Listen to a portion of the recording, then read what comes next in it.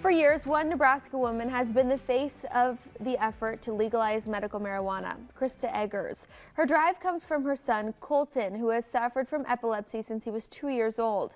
After years of treatment, the Eggers family had exhausted their options. In this, the Will of the People story, we'll tell you how Crista went from her son's doctor's office to helping create new laws in her home state and the roadblocks she's faced.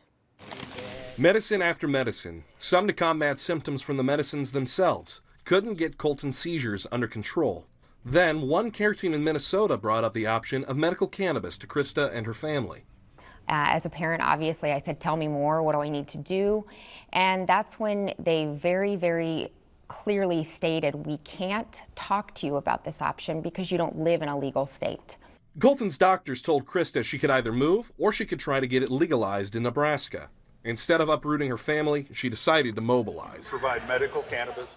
Nebraskans for Medical Marijuana was born, and efforts were made in the legislature to get the drug legalized. Year after year, legislative bills about medical cannabis were brought, and we walked away empty-handed year after year after year. Ultimately, it was usually we couldn't even get something out of committee.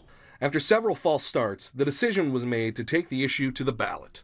And the first ballot push was successful. Nebraskans for Medical Marijuana raised $1.7 million and collected enough signatures to bring the issue before voters, despite opposition from then-Governor Pete Ricketts. There is no such thing as medical marijuana. But then, Lancaster County Sheriff Terry Wagner sued, claiming the initiative was unconstitutional, and won. There was a lawsuit where the Supreme Court ultimately decided that we had violated the single subject issue.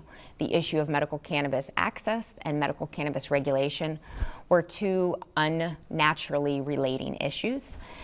So, that was a huge blow. Another 2 years would pass before Nebraskans for Medical Marijuana could try again. But the group lost a crucial donor and failed to raise the money needed to get a second set of initiatives across the finish line in 2022. In the years between elections, more bills to legalize medical marijuana were introduced to the legislature, all to no avail. It was very hard to work so incredibly hard at something for so long and come so close but fall short, and fall short because of money. Then, success in 2024. The group collected more than enough signatures, and they were headed for the ballot. This little guy for over 4 years, every single day has asked, did we get the signatures for the medicine? And today, I was able to tell him we did.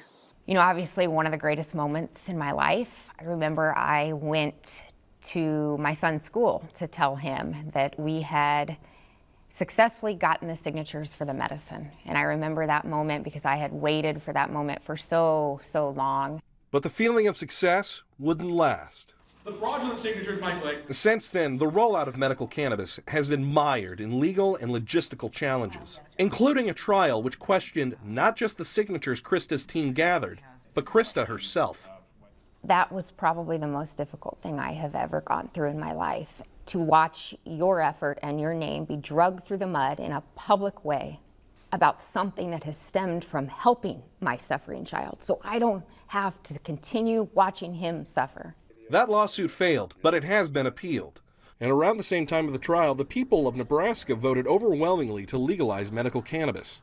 But as the Nebraska Medical Cannabis Commission, helmed by the governor's choice of commissioners, makes slow progress toward regulating the drug, Colton could still be a long ways off from getting the medication his mom says he needs.